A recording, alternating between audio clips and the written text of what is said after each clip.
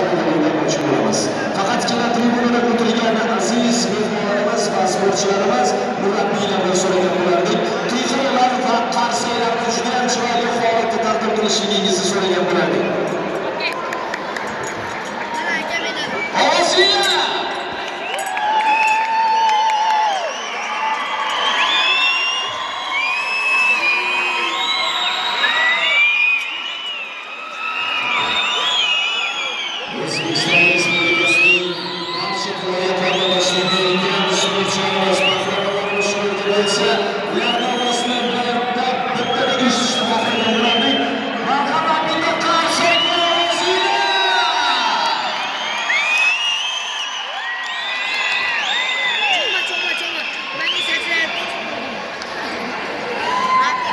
Repetitsiya bo'ldi azizlar. Aynan mana shundan kuchliroq holatda bizga qarsaklarni va qiyg'iruvlarni taqdim etasiz. Chunki bugun mana bu safda turgan sportchilarimiz ichida sizni farzandingiz, akangiz, ukangiz, o'g'lingiz bor albatta.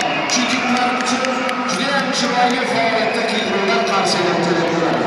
Bugun ushbu sport yo'nalishimiz bo'yicha ochilishni birgalikda o'tkazib boramiz va bunda ishtirok etayotgan